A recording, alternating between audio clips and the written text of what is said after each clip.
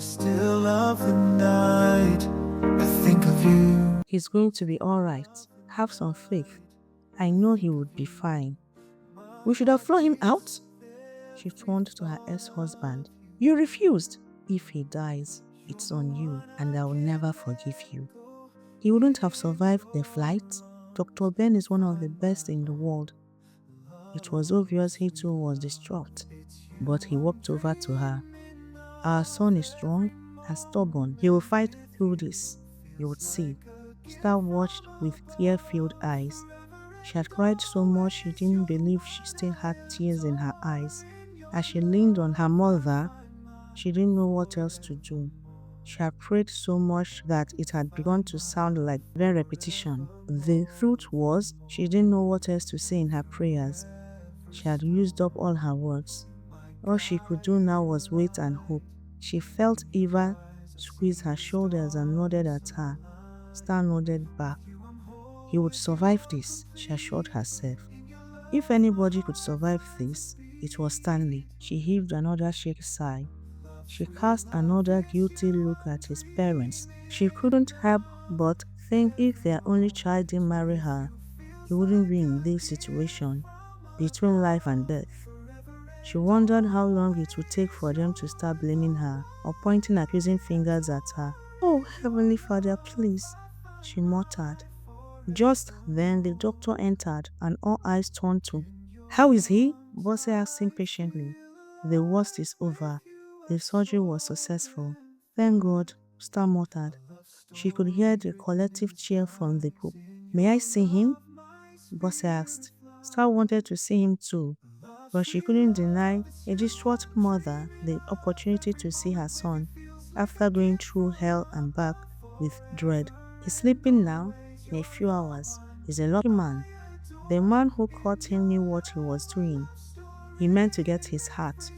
Just a few inches more, he would have succeeded. The doctor nodded at them and left. Hours later, Star was sitting by Stanley's bedside. He was yet to wake up fully. Bosse was about to leave the room. They had only exchanged greetings like she was not married to her only son. Star knew Bosse didn't trust her yet. And to be honest, earning her trust wasn't her priority then. I know you think I don't approve of your marriage to my son. Star looked up startled. If I didn't, I wouldn't allow you in here, wife or not. She smiled. You make him happy, keep him grounded, and that is enough for me. Thank you, Star answered, not knowing what else to say. I know a major part of the reason he survived this was to get back to you and my grandchild. With that, she left. Stanley stirred from his heavily medicated sleep, and all her attention was brought back to him. Summer, he whispered. I am here. I am all right. Good, he said and closed his eyes. She leaned forward to listen to his heartbeat to assure herself he had only gone back to sleep. If you want to make sure I'm still alive, you should kiss me. He teased. She smiled then. If he was back to teasing her, then he was truly alright. Doctor said not to stress you. She smiled through her tears. The day kissing my wife becomes a stress for me is the day I die. She gasped. Too soon for that word? I am sorry I brought this on you. If you had not married me, this wouldn't have happened. What else was I supposed to do, Summer? When you love someone, you want to be with that person forever. Blame it on love. He smiled. You love me? She whispered. I thought that would have been very clear when I faced death to save you. She smiled. Oh, Stanley, you don't know how long I've waited to hear you say that to me. Only 17 years, he muttered sleepily. I love you. I have always loved you. From the moment you offered me your handkerchief and asked me to stand up to bullies. Then kiss me, love, he said, his eyes closed. She could see he was tired, so she leaned forward and planted a kiss on his lips. It was the briefest of all the kisses they have shared, but it was the sweetest, and held promises that would only last for eternities. Star woke up and stretched languidly. It was Christmas, and they were at Eden Castle. Uche and Mma had invited them for Christmas weekend.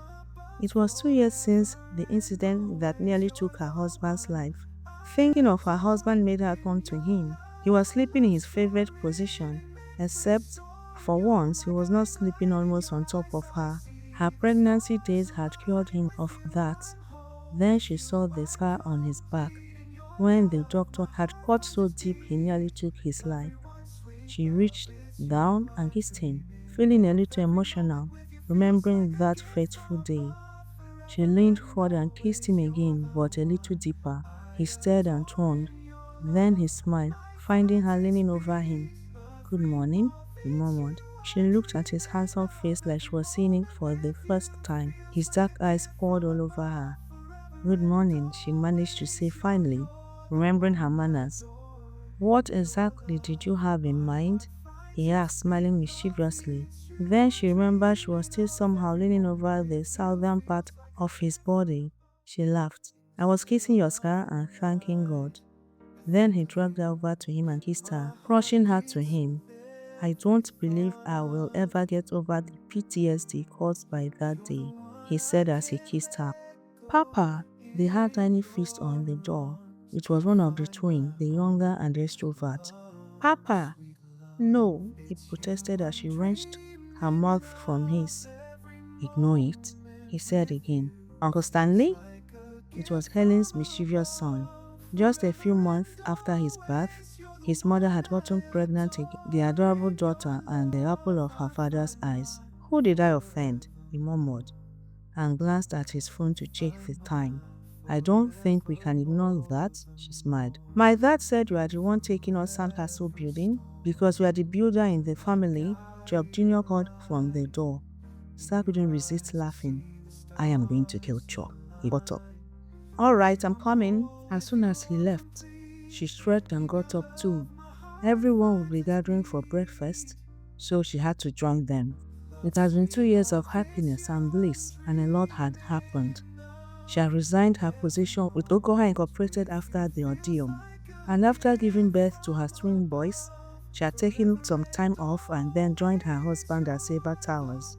Everyone, including Uche, told her she made the right choice because Stanley had a lot on his plate and needed an experienced, intelligent, and smart partner. Though Uche was sad to see her go, he told her personally he was happy she joined her husband. His mother was also taking a step back from the hustle to be with her husband, to travel and have fun in their old age. John Dagogo Silva said with 2 grandsons, his legacy was not ending with his seemingly different son. He too had retired from Dagogo Construction and handed the reins over to Stanley so he could have fun with his wife. So his parents were flying in later for the dinner party after almost 2 years of war tour. Their son's near-death experience had brought them back together. They had realized they were meant for each other, that they still had deep feelings for each other. No wonder they had remained single even after their breakup. Hurriedly, she got ready for the day, eager to go downstairs and meet everyone. She wore one of her easy dresses like Stanley dubbed them. It was her birthday after all, and she didn't mind keeping him seduced all day. She came downstairs and saw Mma, who was about 5 months pregnant with their second child, Eva and Helen on the balcony. They seemed to be engrossed in someone or something. "What's going on?" she asked as she joined them. "Our husbands, semi-naked and sweating," Eva supplied. "Wow," Star muttered. She had planned to seduce him all day, but it seemed as if she was the one getting seduced with his shirtless, rippling body as he lifted weights. She laughed when she saw their children mimicking their workout routine with toy weights. "We should get on with the party preparation," Helen suggested. "In a minute," Mma laughed. As if on cue, Uche turned, winked at her. Star saw Mma melt with love and passion like they were seeing each other for the first time. "Hey, beautiful," Charles called to Eva and put his hands around her as they walked to the breakfast room. "Breakfast is ready," Eva called to the guys. The men left their irons and each walked to his wife. "Hey," Chuck said to his wife, "didn't think you'd be up this early." He kissed her deeply. "Why wouldn't I?" She was a little flustered from his kiss. "I guess I didn't tire you out like I thought," he teased. "Some decency, buddy." She laughed. In bed or out of bed? He asked innocently. Gosh, Chuck. She rolled her eyes at him and walked past him, and he slapped her butt as they joined the others. It was a few hours to Christmas dinner. The DJ was already hard at work with all the trending and oldies song. They were all there waiting for their guests. Richie and his friends were in a group talking and laughing easily. Mma turned to Eva, Helen and Star. Look at them, men of our dreams. Tall, dark, handsome? Helen teased. Billionaires? Eva added. With the kindest and purest hearts, Star reminded them. Don't forget their tempers and stubbornness. Flaws and perfections, they are all ours. Mma smiled and began to pour champagne into their glasses, 8 cups in all. The women each carried 2 cups to meet their husbands. What are we toasting to? Stanley asked as he accepted his drink. To the billionaire bad boys, Helen said. They all laughed. And the women who tamed them, Mma added. Hear, hear, Richard said as they licked their cups together. In the still of the night, I think of you. My heart beats with every thought of you. You're the one I can't let go. In your arms I find my home, love.